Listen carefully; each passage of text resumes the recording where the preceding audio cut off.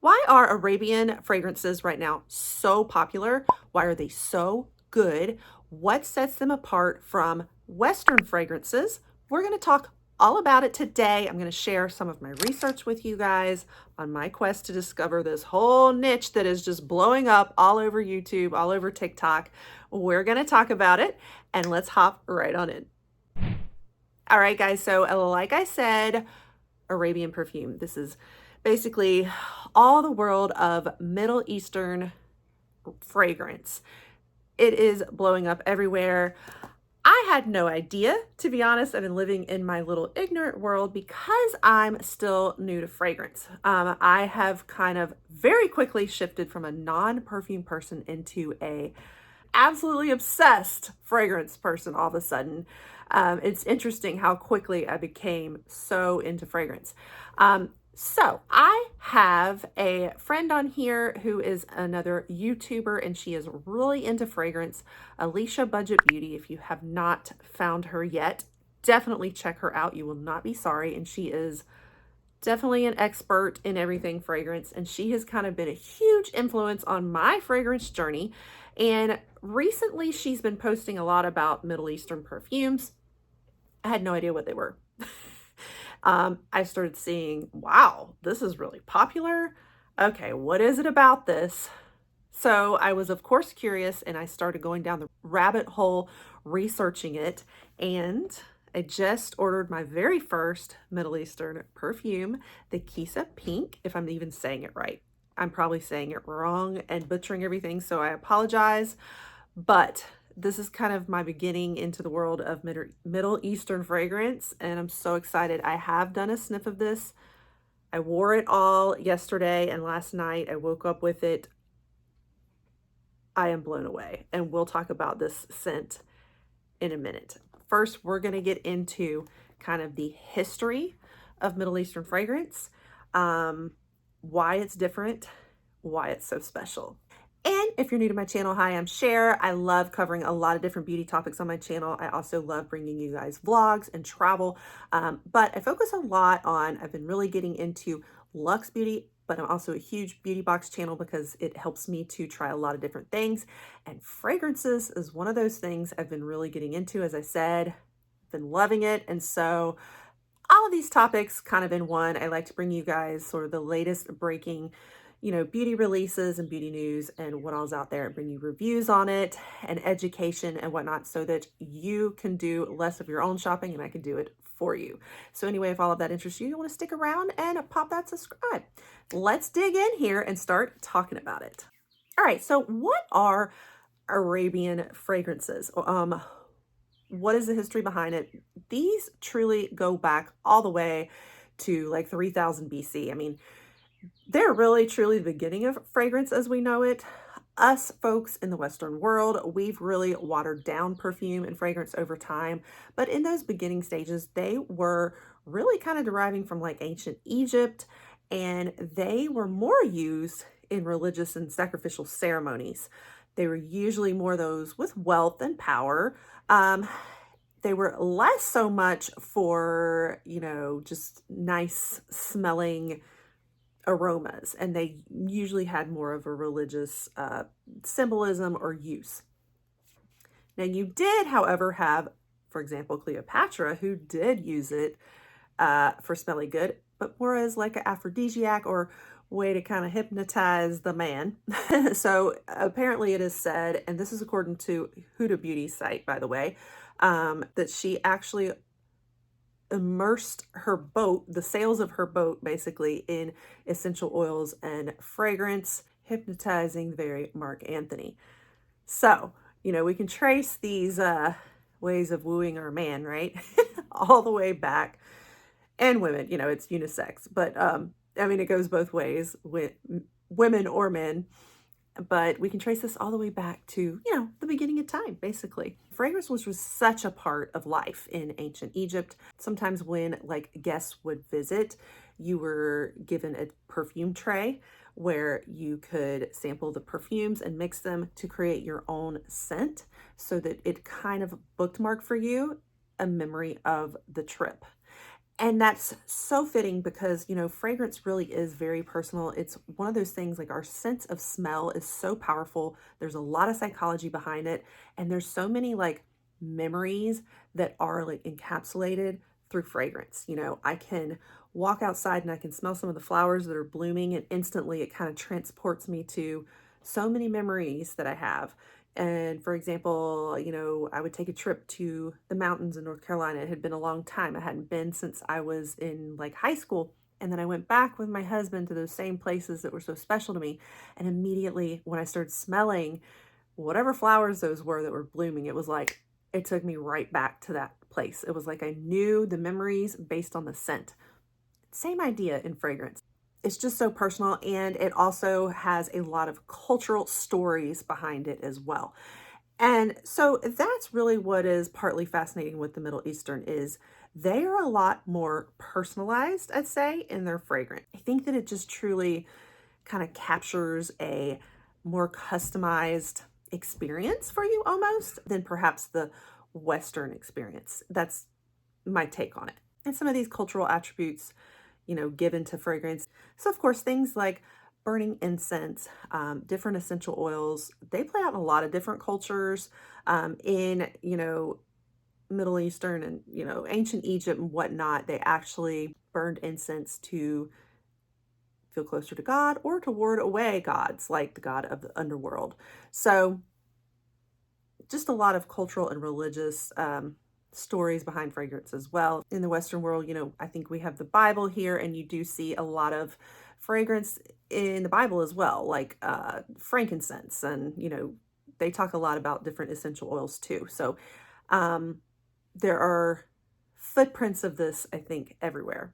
So since then, though, I think that the fragrance and the essential oils and whatnot have been a little more watered down as we've westernized perfumes, and they've just kind of become a little different, whereas Middle Eastern, I think, still goes back to those roots, a little more pure form of these perfumes. And so I think people are starting to kind of discover that, and it's making, I don't want to say a comeback because it's kind of been constant in other countries, but I think here in the US, it's like a comeback of the Middle Eastern fragrance. So, what are some other things about it that make it so special and that make it appealing to us Westerners? One of the primary differences between Middle Eastern fragrance and Western fragrance is a lot of the Western fragrances are made with a base of alcohol. So our base here is alcohol, which tends to unfold a lot quicker and faster. Whereas Middle Easterns are made more with the base of oil. So it uses oil as a carrier oil for it. And the oil tends to last a lot longer. It has much longer duration. It also sits on our skin differently. So it kind of hovers on the skin. And so it makes it a little bit more of an intimate experience on your body as opposed to being like dispersed into the air, but lasts on you longer. In addition to it being longer lasting, you also see the prices are just cheaper in general. So some of our, especially higher end perfumes here in the Western world, you could be spending $100 for a really good perfume, sometimes up in the $200 and $300s for designer. You know, some pretty high prices here, and we all plunk down that money for it. Whereas, Middle Eastern fragrances, you can find them sometimes in the 20s. I'd say 30s and 40s is what I have found. So much more affordably priced, but I would say people are feeling like it is higher quality because of some of these other attributes. So you're getting like a lot more for lower price. So who wouldn't want that, right? I think also just the fact that these are exotic, and we all have this curiosity about exotic things. It makes us feel a little bit fancy and like, ooh, cultured and whatnot. And in talking about that really quickly though, I think that was the first question I asked in the beginning was like, would I be interested in exotic? Would I be diverse enough in my perfume preferences? Because I know that I have a pretty limited niche for me personally. I am a floral, fruity, kind of tropical girl, like very soft feminine scents. I'm not into very leathery, very spicy, very woody. I'm kind of just, I mean, I like a little pop, but for the most part, I like very like sweet, pretty, feminine florals and that kind of thing. So I was like, Middle Eastern sounds scary to me. I thought immediately, I was picturing heavy musk, heavy spice, like it just didn't sound like it would be my niche. But from hearing the rage from everybody and from listening to my friend Alicia talk about a couple of perfumes that looked so feminine and pretty and sounded very light and airy, I thought, okay, I'll give it a try and see what the rage is all about. And boy, were my first thoughts wrong, because let me tell you, this perfume blew me away. Again, we will talk about it in a minute, I promise. I'm going to finish though a few more differences. Okay, so another difference between Western and Middle Eastern is layering tends to be very big in Middle Eastern, and a lot more like what I was saying about that kind of customized, more signature scents for your, for the individual there. It's more personal, but they tend to start kind of with a base and then build it up with some other middle notes and whatnot. And so you kind of have your basic principles, and then they kind of customize it for themselves. And you just see a lot more of that there than you do here. So the base notes usually tend to be something, and I don't know if I'm saying this right, oud, O-U-D. So you're going to see oud a lot. And this oud is actually a very intense, like luxurious signature scent of the Middle East. It actually comes from agarwood trees, but that have been infected with a mold. It doesn't sound appealing, but it makes a beautiful scent apparently, or beautiful base, I guess. So I've heard of oud, of course. I never really knew what it was, but when I found this out through the research, I thought, oh, okay. And so this particular wood was used also a lot to burn incense as a sign of like hospitality for guests. Like I said, when the guests came over, fragrance was very big, kind of was an aphrodisiac for guests. So this oud scent is usually what is at the base of a lot of the fragrances. And then you would add some kind of middle note to that. So you'd start off with, this base. And of course, this base is usually standalone for the men, but then the women will mix like florals with it, jasmine, rose, whatnot. And the idea with layering, I'm still new to all of this too, and I've been wanting to try to experiment more with layering. But the idea with layering is you kind of always want to start, you go in the order of intensity. So you would want to start with the most intense fragrance. In this case, it would probably be your base, your oud. And then you're going to add the next intensity layer. So like a middle type note, and then, so on and so forth. So you're going to spray in the order of intensity. Huda Beauty has suggested, if you're new to fragrance or new to layering, that you might want to start with florals, warm notes, sweet gourmands, citrus, all of those types of scents.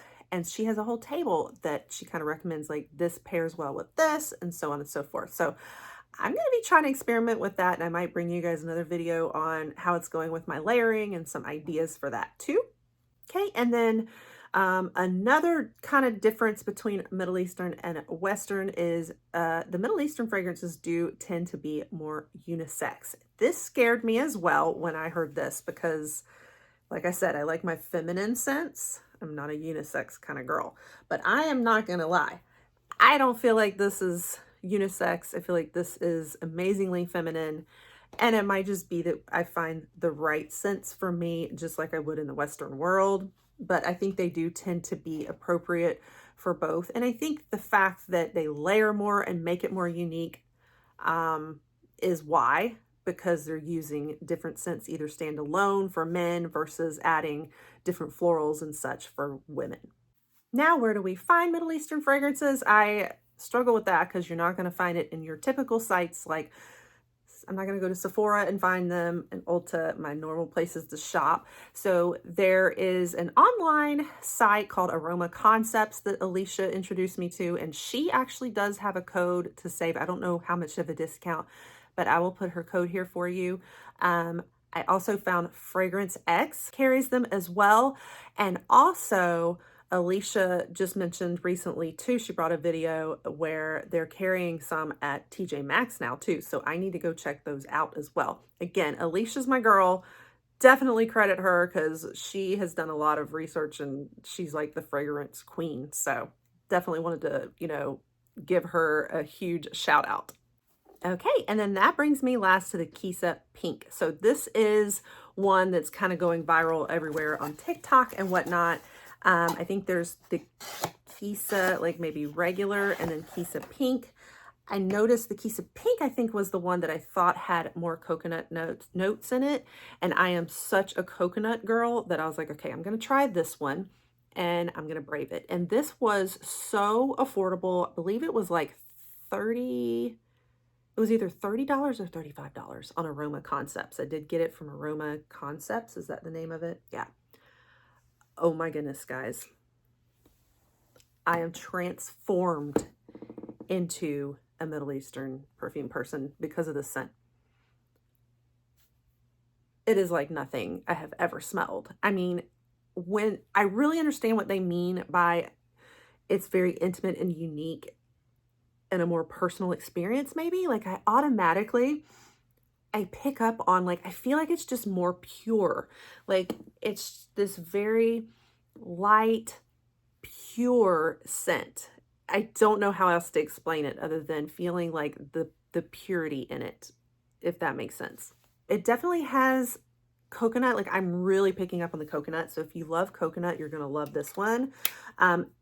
Alicia, I don't think she sensed the coconut quite as much. She kind of described it like light strawberry shortcake or something.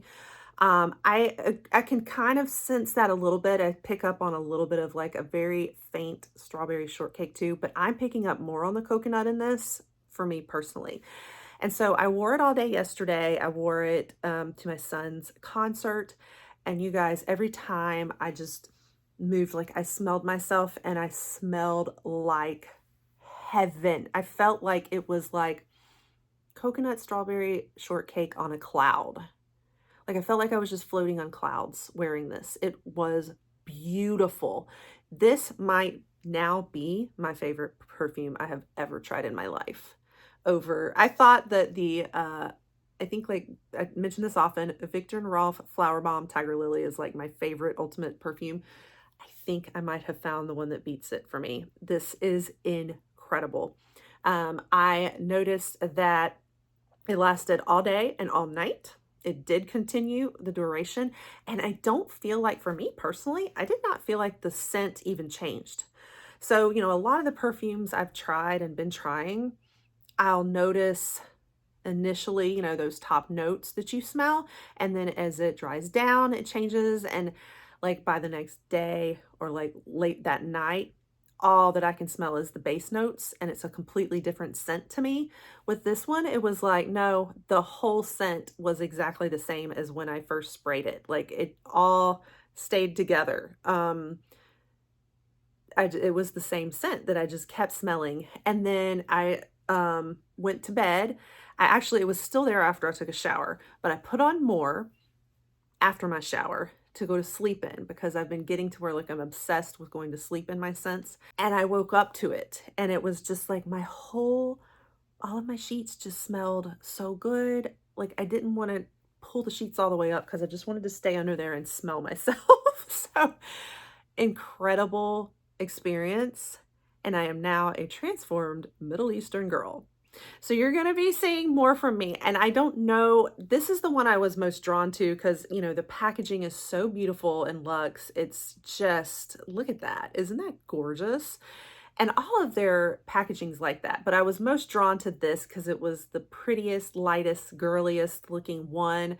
And so, I'm sure there will be others that are less my favorites and, more my favorites, but I am now on a journey of Middle Eastern Arabian perfumes. So you're going to see more here.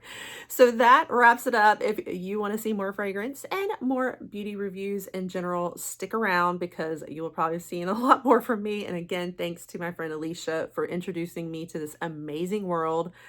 I am so excited. My wallet is not so excited, and my husband, but he does get to smell me. So there's that.